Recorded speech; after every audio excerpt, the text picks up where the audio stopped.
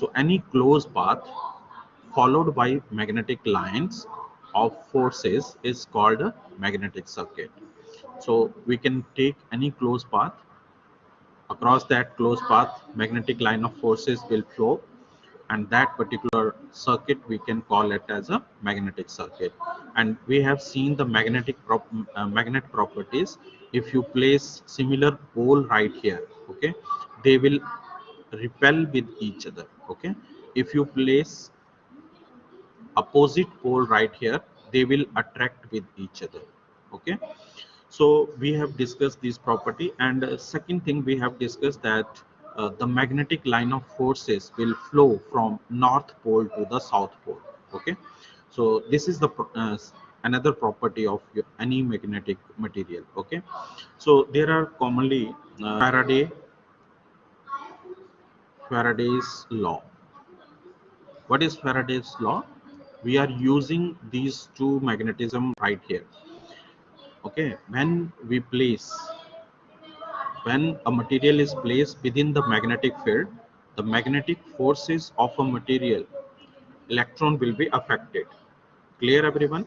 So when you place these materials and magnetic forces will be appeared over there, so electron will affect. This effect is called as Faraday's law of magnetic induction. I am explaining it again. When a material is placed within a magnetic field, so these two type of materials, when these materials are placed in a magnetic field, so magnetic line of forces will be appeared.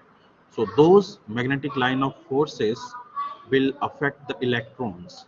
Okay, those magnetic line of forces will affect the electrons, and this process is called a Faraday law. The material which have weak negative susceptibility to the magnetic field, okay, it has weak or we can say negative susceptibility.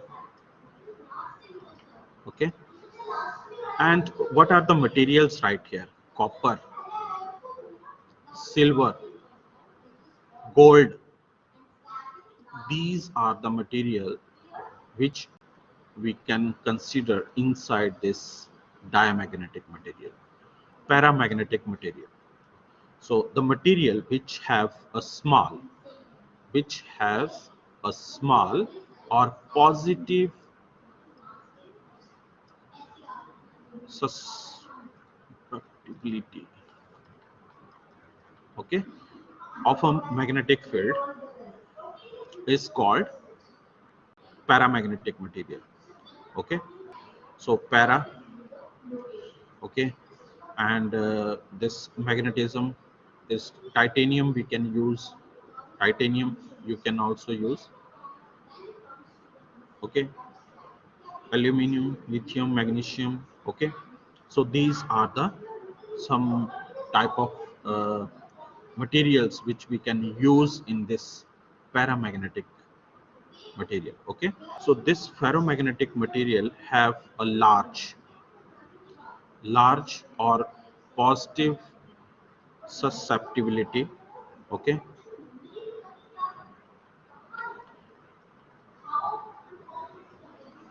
for external magnetic field. These materials, ferromagnetic materials, okay, has the strong attraction, okay, to magnetic fields,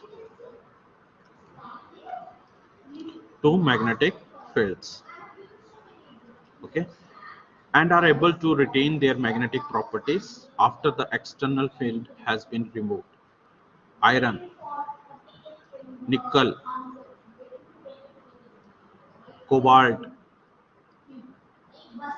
all these are the ferromagnetic material. The phenomena by which magnetism is produced, or what we can say effect of electronic current, is also called as a electromagnetism. Okay, so you can write here the phenomena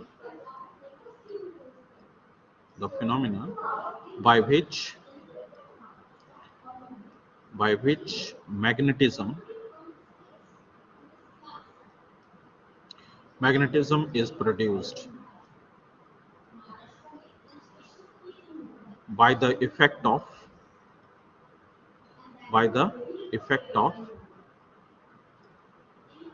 electronic current.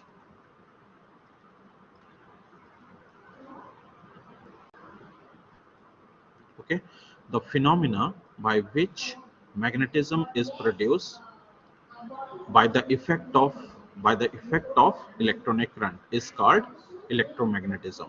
That this is your north pole, this is your south pole. So what is magnetic field? Magnetic field, region around magnet where magnetic forces is experienced, area covered by the magnetic field line. Okay, good. So your answer is right. You can see right here, this is your north pole, this is your south pole. When you these fields will produce from north pole to the south pole, so these fields are called as a magnetic field, or we can say the region around the magnet. Okay, the region around a magnet where its pole exhibit the force of attraction or repulsion is called as a magnetic field. Okay, the region around the magnet where its pole exhibits a force of attraction or repulsion is called magnetic field. Clear? So you can give the definition right here. The amount of magnetic lines,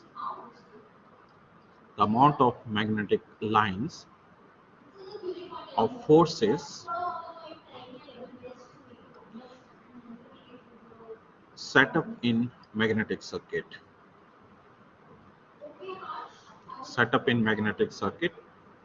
is called magnetic flux. We can represent this magnetic flux density by V. And how you can represent this magnetic flux density? V is equal to how much flux is flowing in per unit area, and you can represent it by Webers per meter square. Okay, so from this formula you can derive the statement magnetic flux density is equal to phi divided by A. That is, how much flux is flowing per unit area is called the magnetic flux density. Flux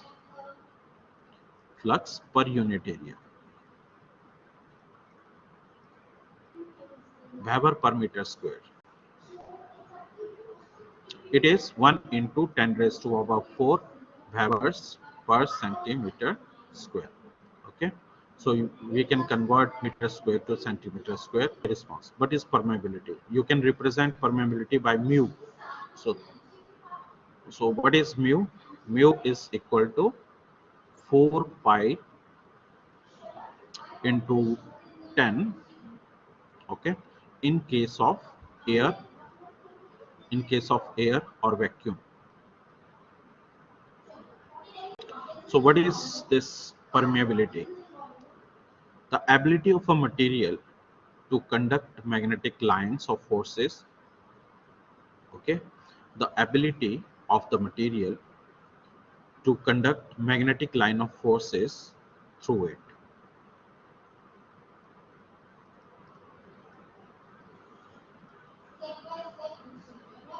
The ability of a material to conduct magnetic lines of forces through it, okay, is called permeability. What is the symbol for relative permeability? How you can represent it? Permeability is mu. So as the name suggests, relative permeability. So r you can add to this subscript. Okay, so mu r is your relative permeability. So how you can represent this relative permeability? Relative permeability, mu r is equal to mu upon mu naught. So what is mu and what is mu naught? Mu is your permeability and mu naught is your permeability at air or vacuum. Okay, so this mu is your permeability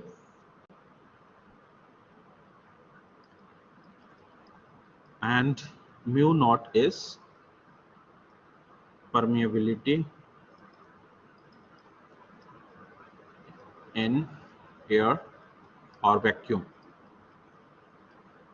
Okay, so from this particular formula you can derive the definition of relative permeability.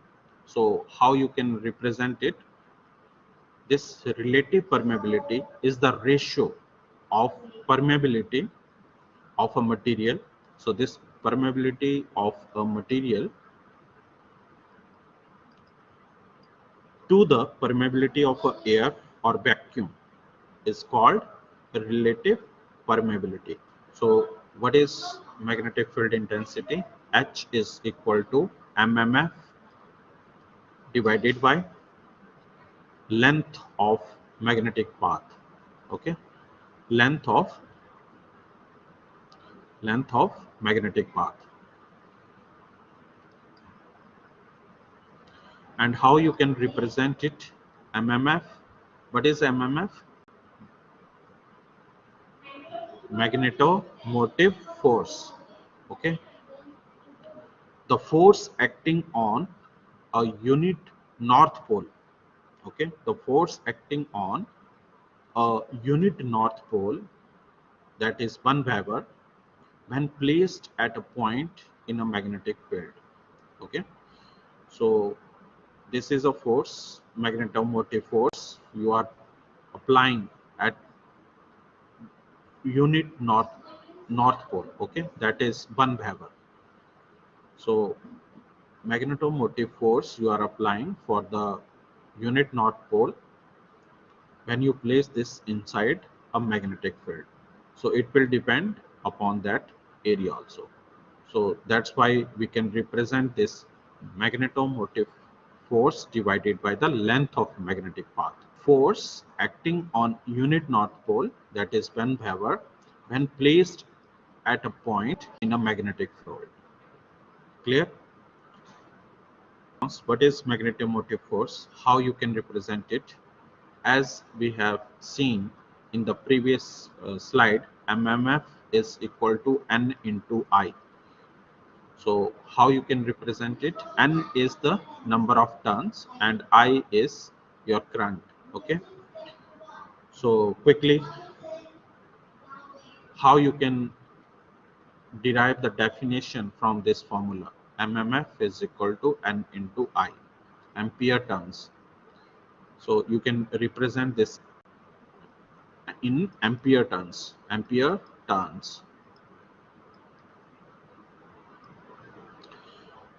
So next is reluctance. What is reluctance? As we have seen, resistance. So similarly here reluctance is there.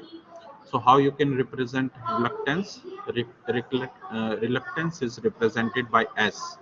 Okay, so what is the formula for reluctance? S is equal to L divided by A mu naught into mu R.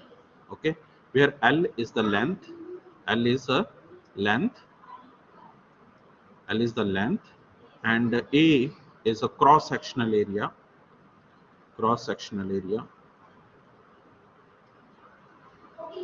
Mu naught. What is mu naught? Is a permeability. Okay, or mu naught or mu, we can equate this to mu also. Okay, so we can use this permeability. Okay, so what is the definition for this? The opposition offered to the magnetic flux by a magnetic circuit is called reluctance.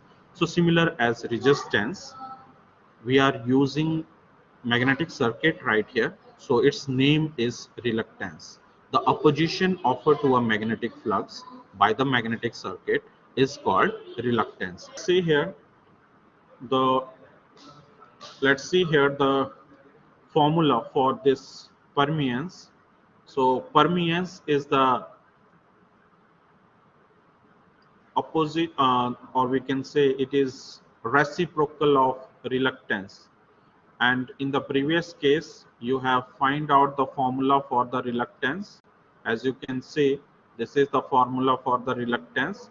And if you consider this reluctance is opposite to the permeance, so you can represent it by 1 divided by L divided by A into mu naught into mu R. Okay, and if you take these value to the numerator, you can represent this value A into mu naught into mu R divided by L. Okay, or you can give the notation to the Henry. Okay, or you can also represent it to the Webers per meter. Okay, clear everyone? Reluctivity. So what is reluctivity? Reluctivity is analogous to resistivity when we discuss about electrical circuits, and when we discuss about the magnetic circuit, it is a specific reluctance. So that is reluctivity. Clear? Now, based on this definition, we have to draw the BH curve. Okay. So what is BH curve? BH curve is nothing but the graph between your magnetic field and magnetic forces, or this we can say magnetic, this flux density that is represented by B, and magnetic forces that is represented by H. Okay, this is your zero position. And when you want to start some uh, when you want to apply some magnetic forces, so its flux density is increasing. Okay, its flux density is increasing. Let's suppose that this is your A point. Okay, let's suppose that this is A point. From here onward, this flux density is increasing rapidly. Okay, rapidly. And when it will reach up to some point, okay, let's suppose that this point is B, the flux density will not change. If you increase the magnetic line of forces or magnetic force, its flux density is not changing, and it saturate at this particular B point, or we can call it as a saturation. Okay, if you further increase the magnetic forces, the flux density is not going to change. We have three material. First material is cast iron, second is cast steel, and third is your steel sheet. Okay, to increase the flux density for the cast iron, it will it's if you increase the magnetic forces at cast iron, its flux density will reach up till 0.5 Webers per meter square. That is cast steel.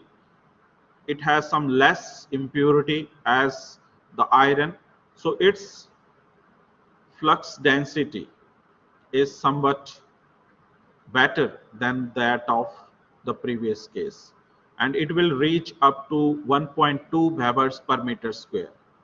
Clear everyone? It will reach up till 1.2 Webers per meter square. And lastly, we will take the third material. So it is a pure steel sheet. Okay, it is a pure steel sheet. So steel sheet, so it will give you 1.5 Weber per meter square flux density. Okay, so in the non-magnetic material, if you increase the magnetic line of forces, so flux density is also increasing. So its response is somewhat linear.